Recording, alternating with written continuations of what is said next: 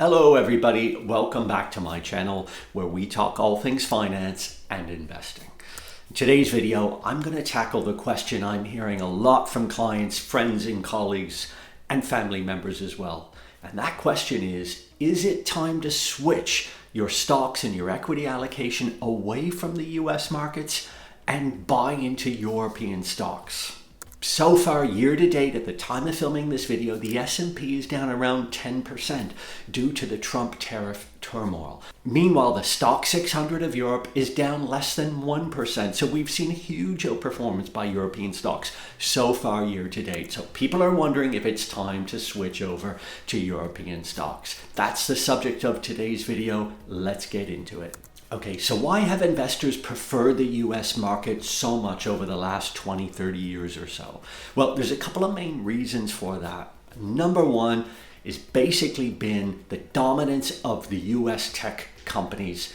And we've had such a big run in technology over the last 20 years, really since the dot-com kind of boom and bust and built back up again. So many of the big names like Apple, Microsoft, Amazon and others have come out of the US, and investors have been rushing to get invested in these companies that have compounded so much over the last 20 years or so. Of course, the US economy and the US stock market is such a big part of the global economy as well. So fund managers and individual investors like you and me have put money in there to try and capture a piece of the action in US tech investing. And those that have done so and have held over the last 20 years or so have not been disappointed by the returns they've seen being invested in the US stock market. But at the moment, with all of the tariff turmoil, people are really starting to question whether it's time to start moving out of the US and into Europe. Another reason really why people have flocked to the US stock market is the amount of liquidity in the markets. While that may not matter so much to people like you or me, but big institutional investors managing billions, sometimes hundreds of billions of dollars,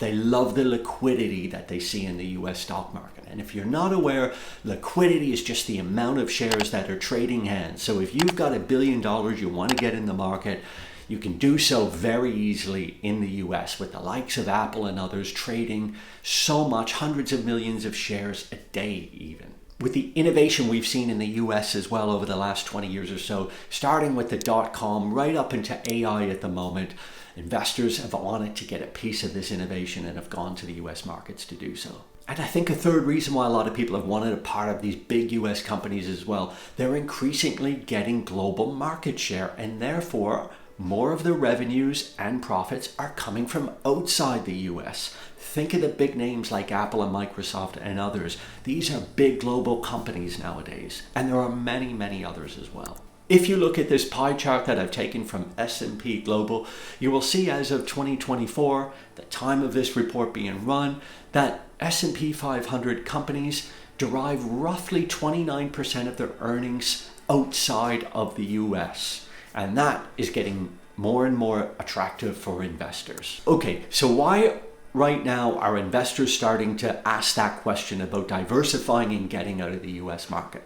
Well, the obvious answer, of course, at the moment, there's just so much turmoil in the US right now with all of the Trump tariffs. Tariffs being put on, taken off, paused, all of this uncertainty has led investors to want to throw in the towel, get some money reallocated out of there into where they feel it's maybe possible to get out of the tariff situation.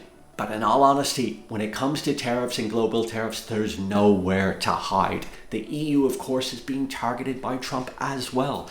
So simply moving from the US to European stocks purely based on the tariff turmoil isn't really going to solve that problem for you. Another main reason that investors are using to contemplate moving from the US into European stocks is valuations. Generally speaking, European stocks have a much lower price to earnings ratio and therefore considered more value investing than, say, investing in the US.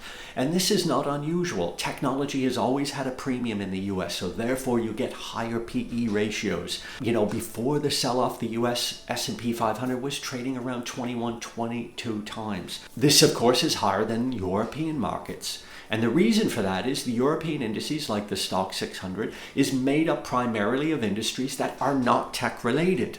They tend to be more in things like financials, consumer staples, and other industries that are not related to technology. And therefore, they trade with a lower PE ratio.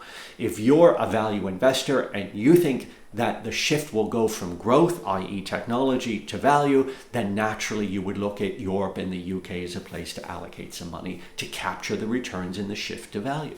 And of course, just diversification. People just looking to diversify to get away from the US markets and everything happening there to balance their portfolios out more by investing in Europe and the UK.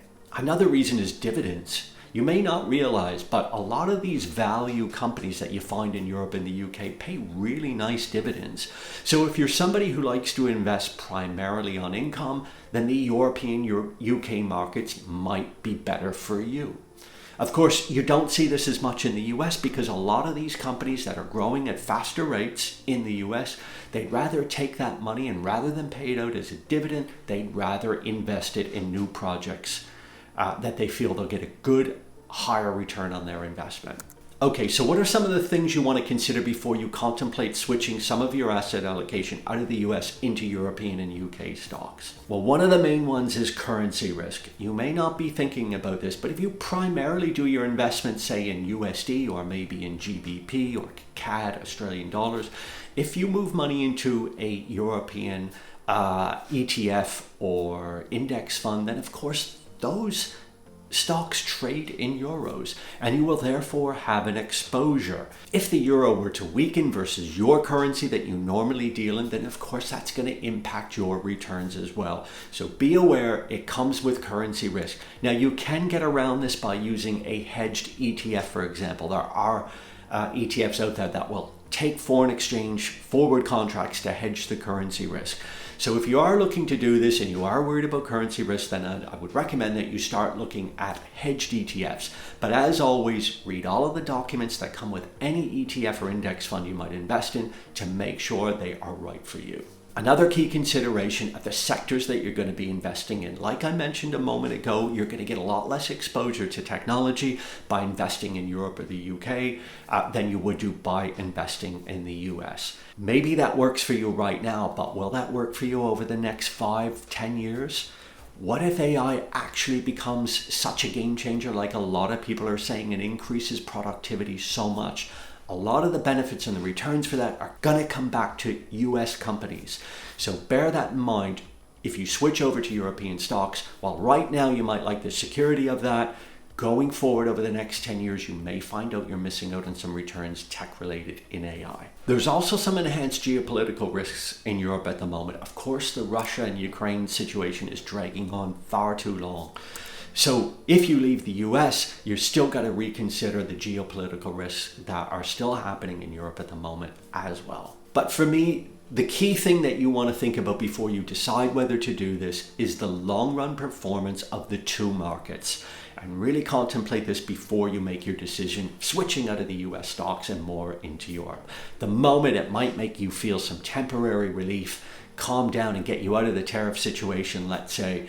But if you look back at this chart right here, we get an idea what that might have cost you over the last 20, 30 years or so. So this chart on the screen right now goes back all the way to February 1992, all the way up to February 2025, and assumes you would put $10,000 into each, the S&P 500 and the stocks Europe 600 stock market. And as you can see, looking at this graph, the S&P 500 is outperformed by an absolute mile.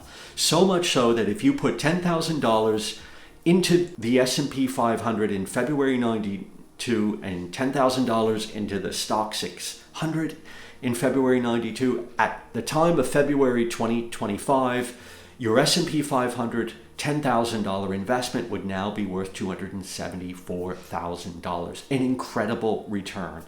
Whereas your $10,000 investment in the stocks 600 would be worth only $104,000, less than half. So that is a monumental difference and something you need to keep in mind for sure. How does that translate into a compound annual growth rate? Well, the S&P 500 over that time period would have delivered you a 10.56 return versus a stock 600 return of 7.38%. So roughly 3 percentage points difference per year. And of course, as we just saw, that is a massive difference over that time period. So that's going to leave you with a total return, let's say over the last 20 years or so, S&P 500, 630% versus the stock 600 at 186.5%. As you can see, looking at those charts and tables, there is a massive difference going back to February 92 and even over the last 20 years. So if you're an investor in stocks, then you should be a long-term investor in stocks with a long-term mindset. So the question you should be asking yourself is not what the market is going to do over the next year or two, because frankly, nobody has any idea.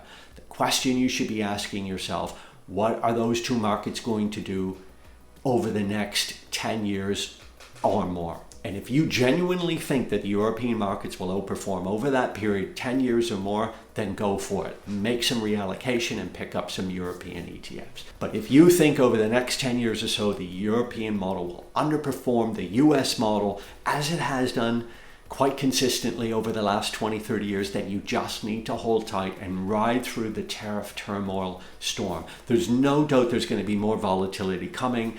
We're going to have some tax cuts coming as well that could be positive. It could be negative maybe if those tax cuts are really unfunded. The stock market may have a harsh view of tax cuts in the future. We just don't know yet. So we'll have to wait and see on that one. But overall, as a long-term investor, I think you should really consider just staying the course and staying your plan despite the uncertainty that we're seeing at the moment. Of course, you're always willing and able nowadays to take a little bit more of a balanced view, and you could consider maybe adding new money into a European ETF if that's going to make you feel more comfortable and have a bit more diversification in your portfolio, because if anything over the last few weeks, probably should have shown you what your actual risk tolerance is now, and maybe you've come to the conclusion you do need to diversify a bit more outside of the US. Okay, so that's my video on whether or not you should be switching some of your US stocks out into European stocks. I hope you found the video useful. If you did, click on that like button. If you haven't done so already, please subscribe to my channel. And of course, leave me a comment. Tell me what you think about the stock market at the moment, the bond market, or anything else that's happening around all the tariffs, tax cuts that could be coming in a few months, or anything at all. I'd love to hear from you. If you're still concerned about the stock market selling off further, there are some scary headlines out there at the moment, and you want to learn more about how to handle a stock market crash, I've done a video on this recently. I'll put a link to this video right up here, so click on that video. I'll see you over there, and as always, I wish you nothing but the best in your savings and investing journey.